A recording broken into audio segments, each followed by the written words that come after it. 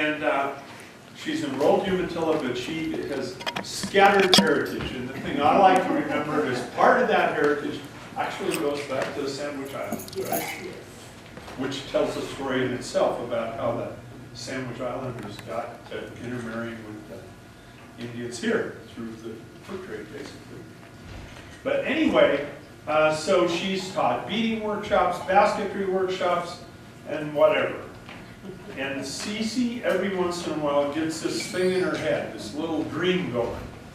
And this dream has been building for a couple of years, and I'm not going to intrude on that anymore. I'm going to let you tell her what her dream is.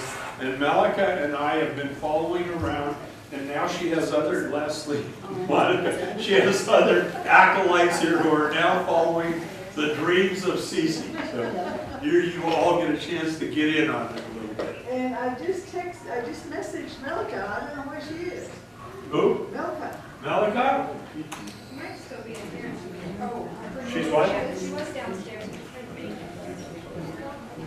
So where's she? What'd you say?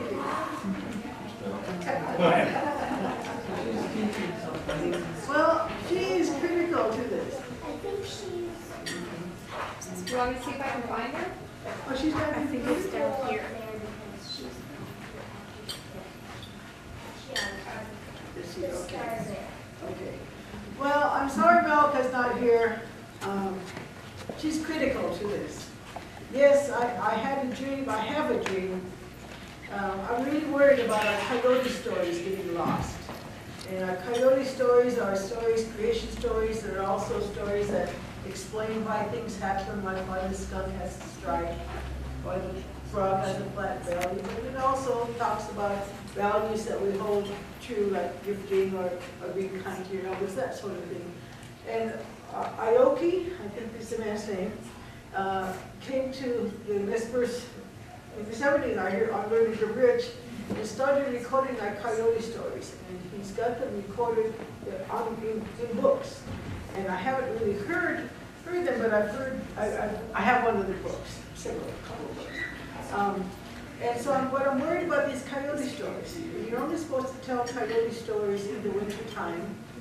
And they are things that, there's a group called Wisdom of the Elders, and they're elders who tell stories, and they're oral stories. And unfortunately, the only ones that come to the storytelling for the wisdom of the elders are the elders. That doesn't work when we're trying to reach the young people. So I've been really worried about how do we reach the young people. I don't know how to do crazy things on computers to make things dance and move and change faces that move. So I don't know how to do that. And so I've been worried about how to do this. And I talked at one point with Rich. I said, I got this idea, Rich. And he said, well, go talk to Angel Sabota up in Lapway, the linguist and the cultural person there. I said, okay. So I went to Angel and I told her kind of what the idea was and that I was here in Malawi. And she said, well, tell the story of Monstering the Lake. I said, what's the story of Monstering the Lake? I had never heard of the story of Monstering the Lake. And so what she has done, which is wonderful, and I've seen some of her plays on video, but the plays on video were kind of just human beings kind of just standing around and moving and this was. But she took the Monster in the Lake and she put dialogue to it. And so she's got a dialogue like a movie or like a theater play sort of a thing. And she sent that to me. I said, okay, that's great. Well, my first thought was to do puppets, like Asian puppets with the shadows and all that kind of stuff, and they make puppets like that. I thought, okay. And then I've been talking around to people where, Cece, I didn't get very much play on the puppets, sort of. And I've been talking about this, and I like to talk to people. And I'll come up and I'll visit with you and I'll find out who you are and that sort of stuff. And I like to associate with larger groups of people because, hey, you know, as an elder, we all know we have to learn something every day, otherwise we get old. We don't really do that. So I met a friend, I work with the Portland Village School. It's the charter school in Portland, up in Northeast Portland. And I was telling my dream to some people there. And they said, well, go talk to Lucia. And she has, in the charter school, she has a theater that she has puppets there, and she makes puppets. And so she has a theater presentation, so I went to one of her presentations. And her presentations were basically for 4 or 5 grade people. I'm not sure what age that is, but they were pretty polite. They sat like they were supposed to, you know, this and this sort of thing.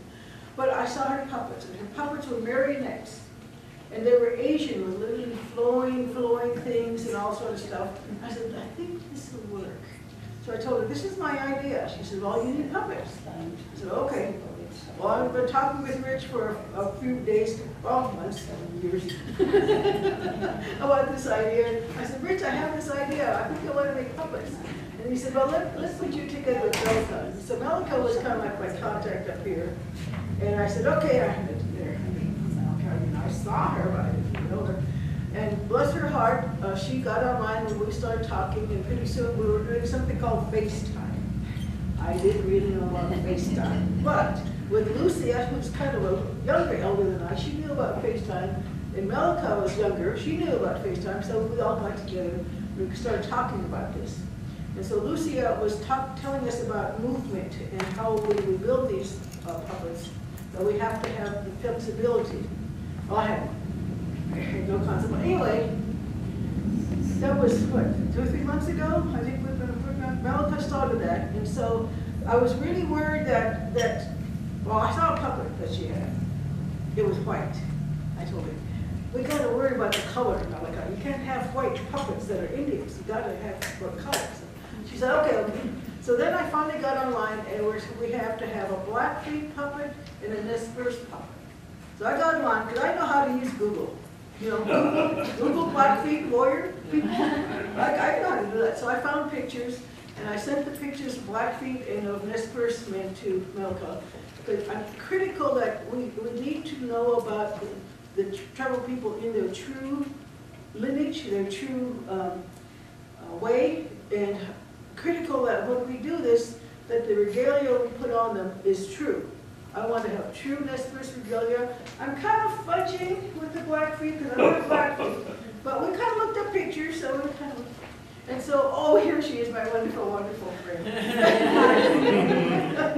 Thank you.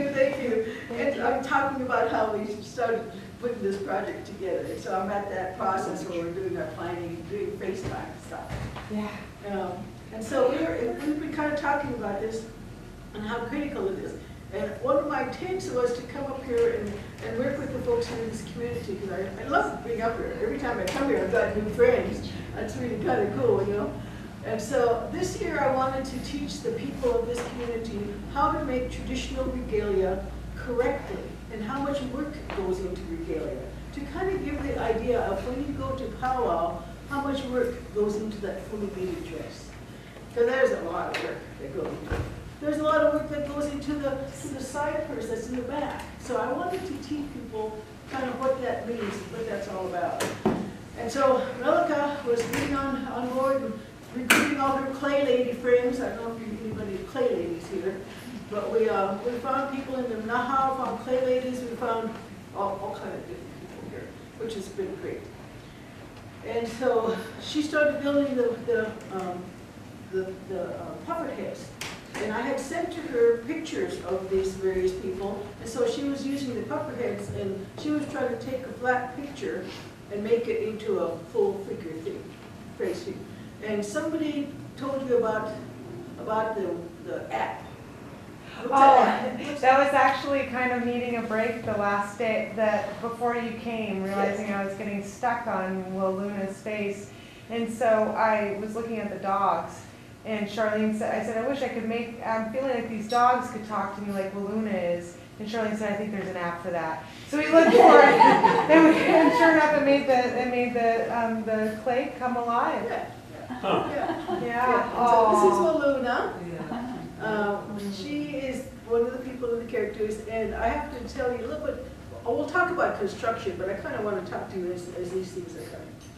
Each of these are like spirits that have been coming to us. Mm-hmm. And it's kind of like, you know how when we pass on, in our way, we dress the people when they're passing on and to send them to their way. The spirits have been coming to us, and we're dressing them as they come into our world. So it's been a very magical kind of development with these people, because they're now people. And that's why I kind of wanted them to sit up, so that they could actually address you full, you know. So this is Waluna. She's constructed really in quite a remarkable way, given the discussion with Melika and Lucia. She has a T in her body. It's kind of a T. It goes down here and kind of holds her form. She's got some arms, clay arms, and part of it is the weight and the movement. And she's got flexibility in her little hands. My boy was Charlene. Baby hands. Baby hands, Charlene. She's been working on baby. Charlene? Do you want me to grab her? Oh, She's heck yes. Baby hands, Charlene. But they've been working really hard on eating movement. And so we have the T inside of her. There's also a cap on her shoulder, because one of the things Lucia was concerned about was this movement like this. And so there's a cap on the shoulder right here, plus arms, and then the baby hands. Here, and baby hands is here. She worked really hard on this. And what they're going to do is apparently the hands are going to be the ones that's going to be probably the first broken because of the fingers, because they're poking out like that with little protection. And so they're going to help us make more baby hands so we can have spare baby hands. She has some leg bones. They are all wearing cayuse moccasins, because I don't know how to make Blackfeet moccasins. I'm not Blackfeet. I'm cayuse Nez Perce. So they're all wearing cayuse moccasins. So 50 years from now, from when your grandchildren are studying these marionettes, they're going to have to remember that they're all cayuse moccasins, because I'm cayuse Nez Perce. And that's just the way it is. But we also wanted to make sure and show the beading and things. We worked really hard. 4 people made the top of this dress, and it's lacy stitched. Lacy stitch means it's not every 3 beads, it's every 5. So that makes it lacy. But it was kind of interesting to watch the people who were working on the lacy stitch. One of the things I did first before we did that is I did a line up here, it's in a white line, and that's called applique design. So I did the line to kind of do the, but I also was worried about placement, and I've got a little pencil mark I'll have to figure out. But once I did the line, then the helpers did the lacy stitch. Critical about lacy stitch is you have to keep the beads perpendicular to the line. If you don't, it starts making a sway. And I left this here purposely. I wasn't going to change it. But if you don't leave it perpendicular to the line, it sways. And the sway gets more pronounced as you go along. So lacy stitch, when you're looking at it and you see people doing lacy stitch, watch how perpendicular it is to the line that they're building, okay? And then we also were worrying about neck. We were looking at the picture, and some of these guys just have a little collar. We looked at her neck, it has to be a boat neck, which that's kind of the way it was. Because when you're making regular dresses, the heights are to be one height on top, one height on top makes the top, and it's kind of like a cape, and you cut it out, and then one height in front and one height in back, so it's 3 heights if you're doing it full, okay? She's supposed to have a belt. I'm kind of fussed because I don't have a belt on her, and it just burns the heck out of me when I see women wearing wing dresses without a belt. You know how some things just go the heck out of her? She doesn't have a belt. She'll eventually have a belt.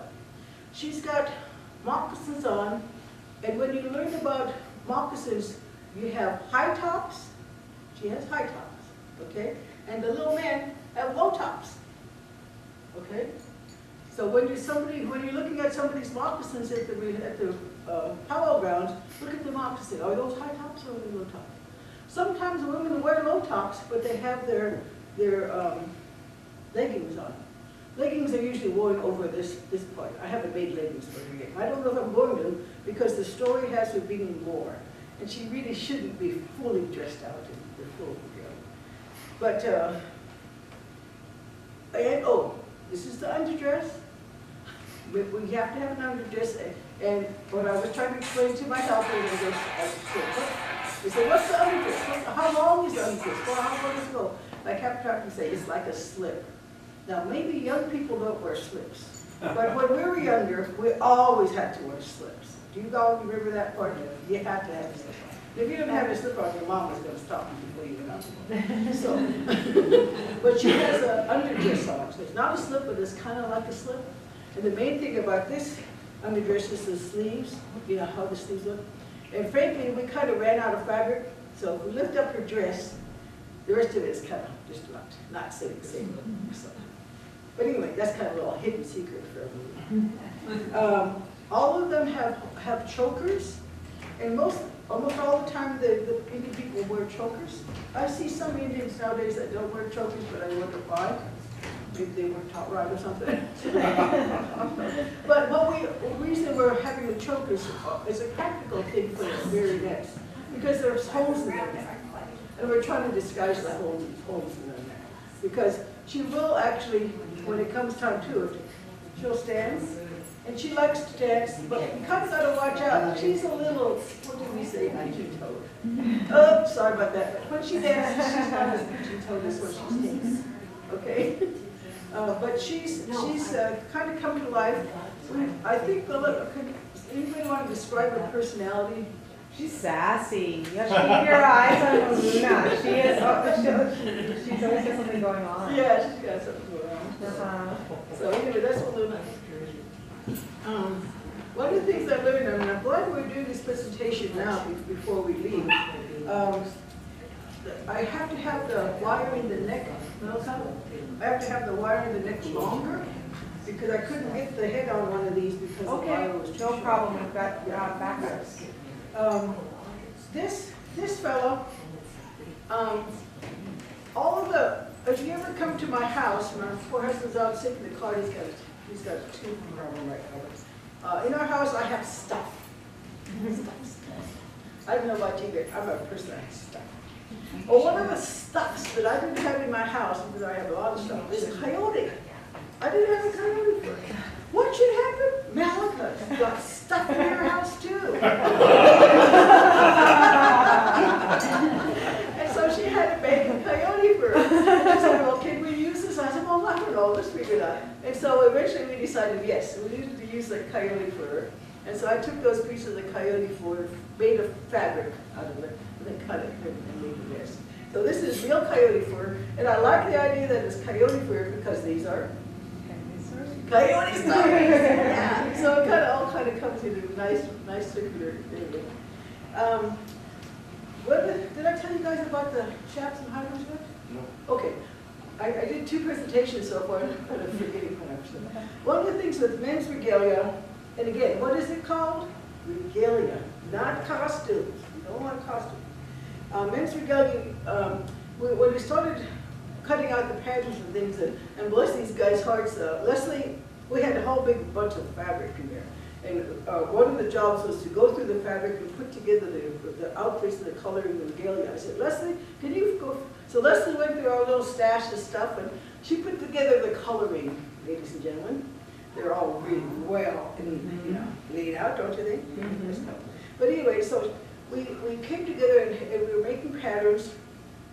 And one of the critical things is when you do a person, a puppet, or the proportions. And so we have to start with the head.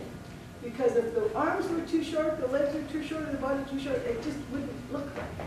So our scientist lady in our group, Leslie, she was out, and Melka, they were always going like this, looking like this, and looking at your head. And so they were always doing that to us, looking at our proportions. And so we worked really hard on proportions, on the arms and on the legs. And when we were doing that, I first cut things out and discovered that, like on my sleeves, the sleeves were way too short, because I didn't do it well. And so what we did is I just added fabric. See, I'm a sewer. So you just kind of go with it, and you figure out what to do. So I added fabric. And since all the men have to have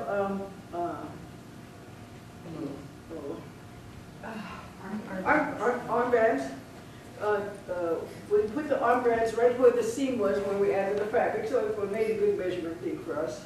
And the armbands are loom work versus lacy stitch. And Ron, what's the armband? loom work.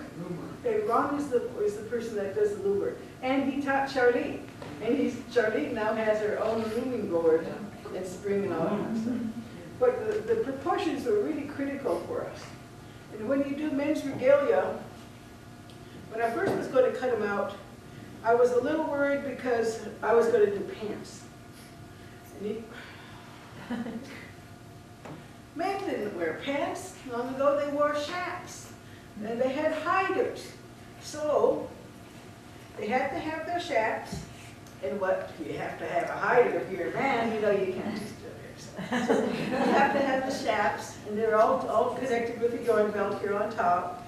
And so we were always really concerned with how long is the hider? How far does it go down? What is it covering everything? There's one here. Where is he? Oh, here he is. I haven't finished this one, so let me show you kind of one of our issues. I was really worried about having enough fabric for the hider. So I had a lot of fabric for the hider. So this one shows the remnants of having too much fabric. See? That's going to get cut off. I'm sorry, this is going to be a gilded man. Sorry about that.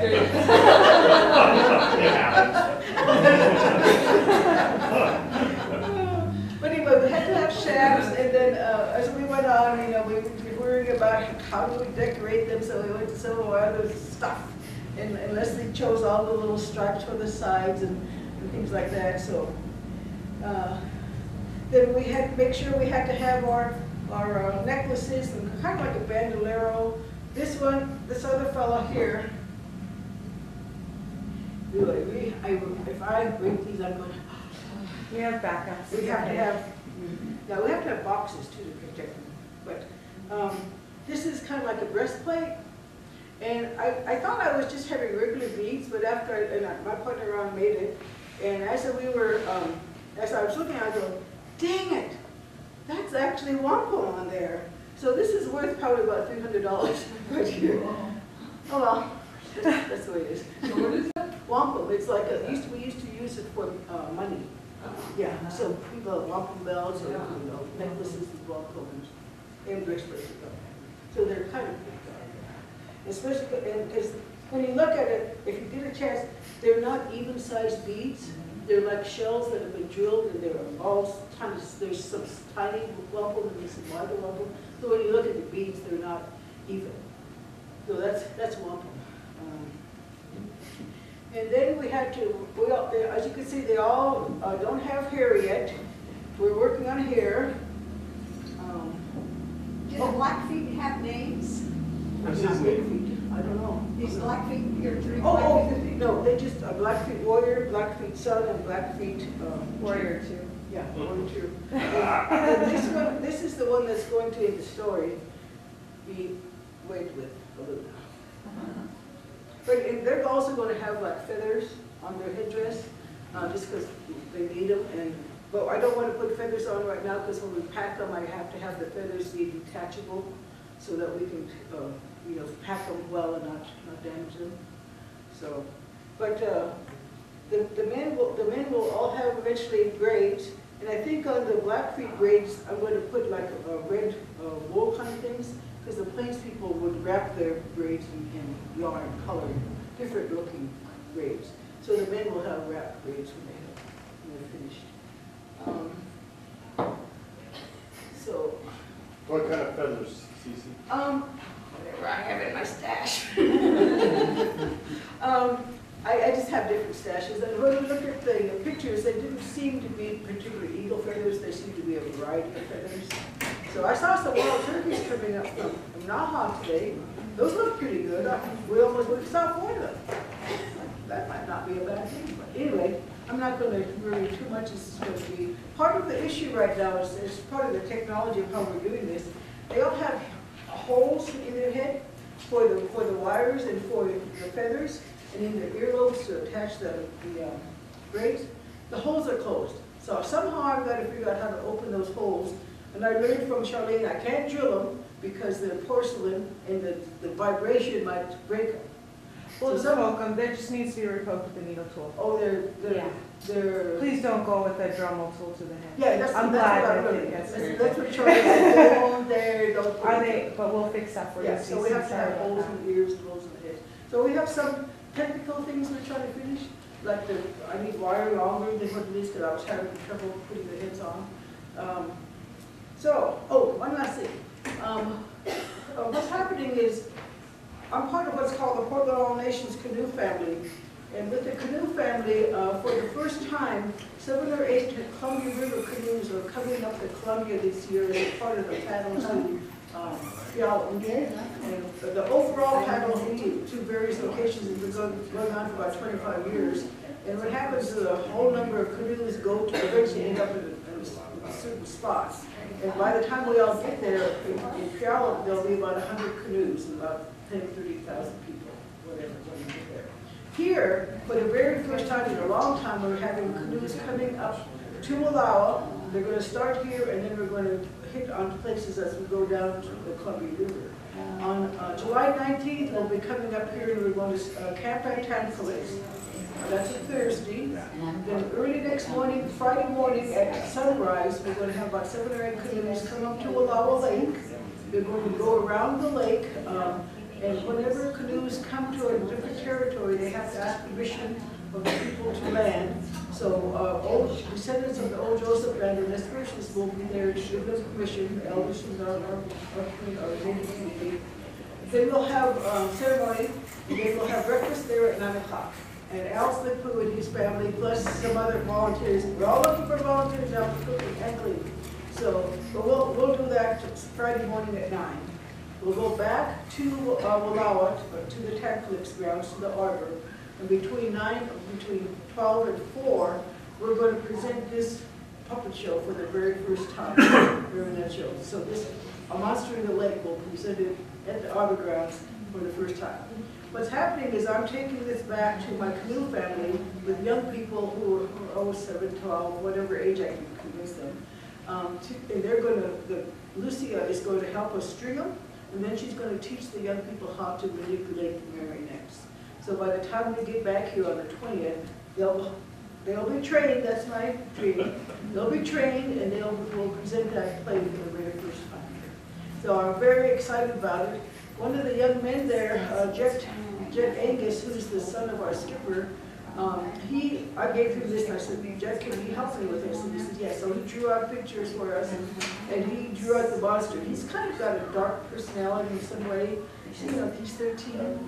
Do you understand that? Yeah, sometimes. I know. But anyway, he wants to do the monster.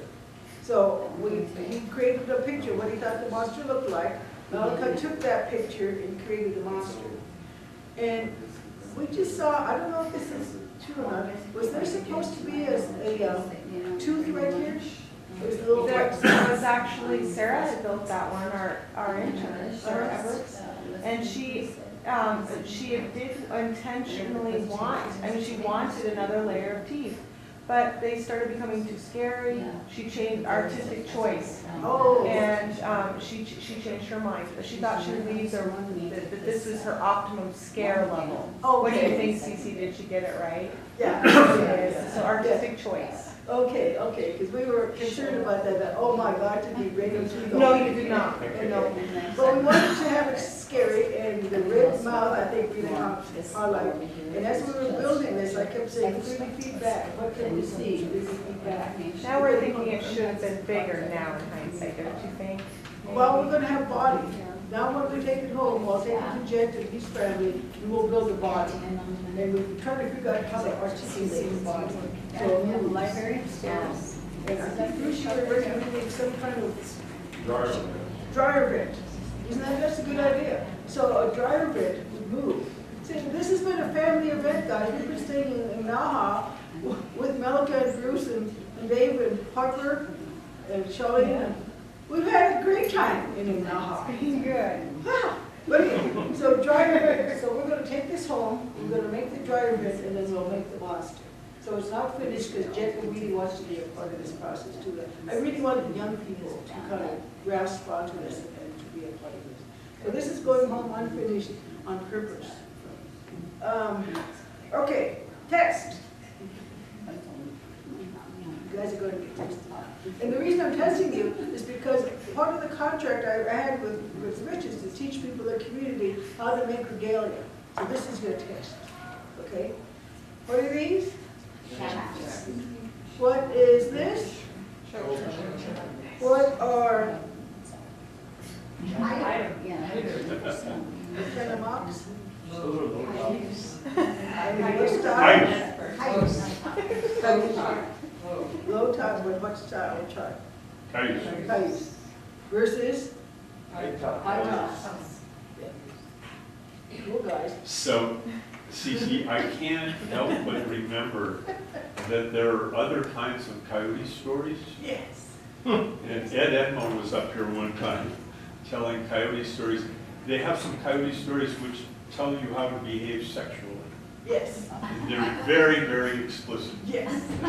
We're not going to do those with the children. Unless they kind of have us come in for sex education, but, and substitute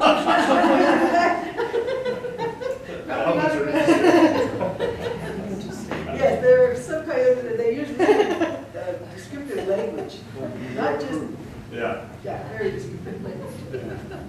But, questions? Tell us about the very get to hear Oh. the one on the end. Oh, this is thank you, thanks, Anna. This is the Nez Perce chief, he's the father of Baluna, okay? And so- By the way, it's Waluna Terrace up on the lake, right? Is it? Yeah, no, the houses at this end where Marilyn lives, you live on Waluna Terrace, right? Oh, well, that's cool.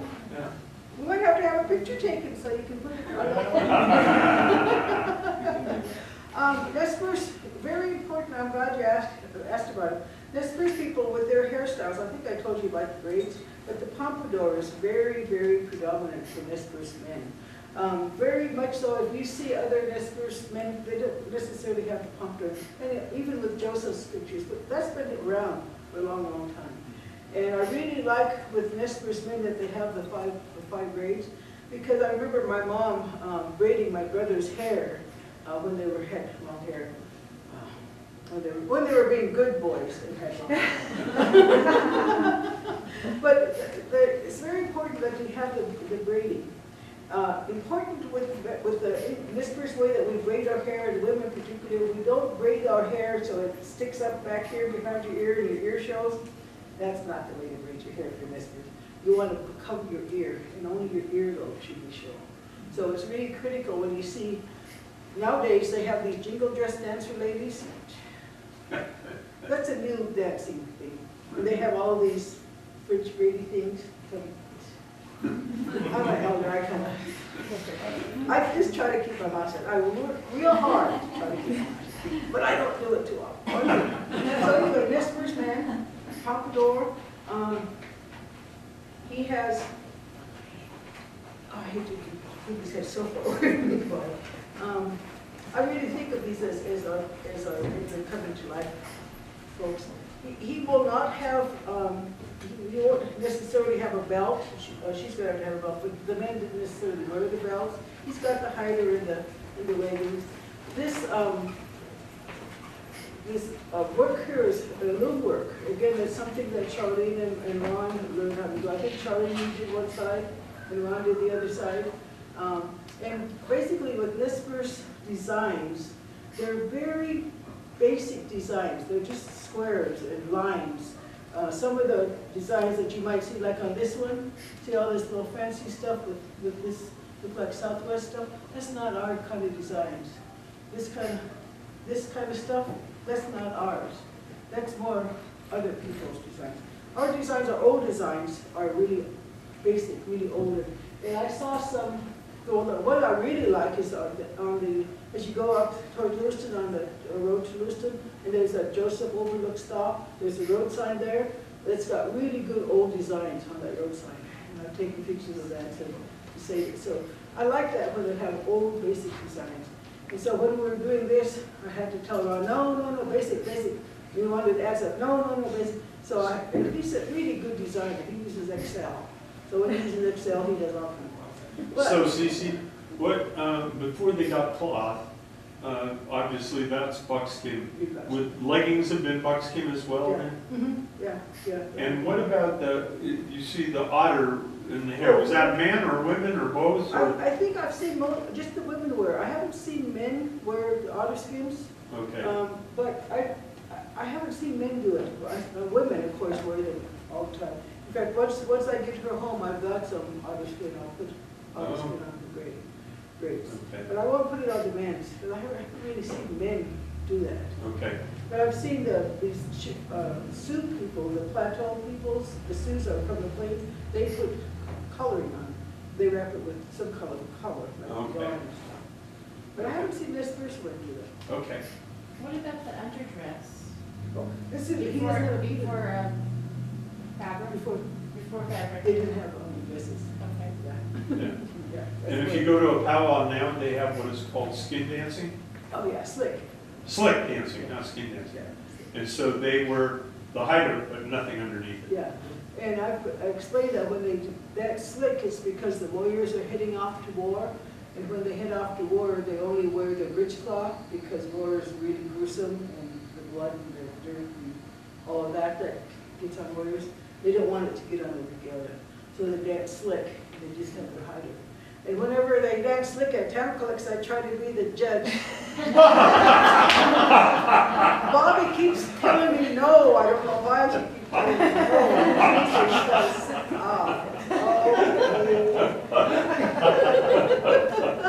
But anyway, I like Bobby, but she just won't let me do this. Any other questions about men? Cece, what did you have to do to go get permission to do coyote stories in the summer? Oh, thank you for asking. Very good question. We're only supposed to tell these in the summertime. And so, wintertime. In summertime, you're not supposed to do it. And so I went to Cece Williams. Unfortunately, I think she's our eldest elder at Tamaclix now. And asked her if I could do this during the summertime. And I told her why, and I was worried about the coyote stories, and I told her about Angel Sedona and this project, trying to do this in Monster in the Lake. So once I explained it to her, she said, okay, I understand why you're doing it. So she gave me permission to do it, gave us permission to do it. So yes, I would not do it without my elders' permission. Thank you for asking. Cece Williams is a very important elder here. And you know, another wonderful thing about Tessie, you'll see her if you go to a Joseph High School basketball game when we play Nikki Highway, there's Tessie. She travels with the team. Yeah, so. yeah, but she's very active. She Yeah. goes to veterans conferences, she's there. You know, go to elders conferences, she's there. She was important in the Longhouse in Palau. Yeah, yeah. So anyway, this has been the labor of love. Thank you, Charlene. Thanks, Bruce. Thanks, Harper. Thank you guys for sharing. Thanks, Rich.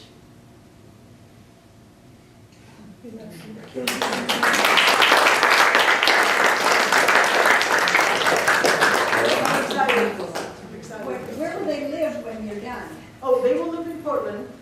Frankly, if the Portland All Nations Canoe family just didn't grab this idea, because sometimes they think I'm crazy, I will take them as a personal thing and just do it. Find other people to do it. I'd like to go and show. I'd like to go to schools or go to celebrations or go show it, because they shouldn't be just sitting in the box. You know, So I'd like are to do that. Are any of the canoe people urban Nez Perce? Yes, Lucas Angus is our skipper, and he lives in. So that's another natural connection. Yeah, oh yeah, he's our skipper. He comes up here dances. He and his family been coming up for quite a few years now. Okay. He's from the Waters family. Okay. And we have our Portland All Nations canoe family. We have a lot of different tribes. It's called All Nations because we want all nations to be a part of it, whether they be from Southwest Pomo or from British Columbia and the tribes from Alaska or people from the East Coast. And non-Indians. We ask the non-Indians to come in and join us as well, because one of our issues is water is life, and that we really want to keep the water clean and protect the water. A lot of our folks went last winter to Standing Rock, when the Standing Rock incident was happening. So we really try to protect the water and try to get that message out. In fact, Sunday, there's going to be a paddle from Willamette Park to Cathedral Park into the city of Portland during the Rose Festival with the ships going through, and our canoes are going to go through and be a part of that journey. They're going to have a water cleanup and Cathedral Park cleanup. But they've got the community involved there. And as the elder here, we used to have to work on that and get it ready. I'd rather be sitting here and enjoying Walala and my wonderful friends here. So they're taking care of that, and we want to protect the water. We're multi-generational. We purposely have 20 elders and young people in our group. And we also just recently, oh, hi, Joe. Hello. We just Hi, recently- Joe. Oh, you missed the whole story. I had to say something stupid. So Tess, tell him which one is him, and they're which one of these The guys. good looking one. The good. Which one do you want to be? Coyote.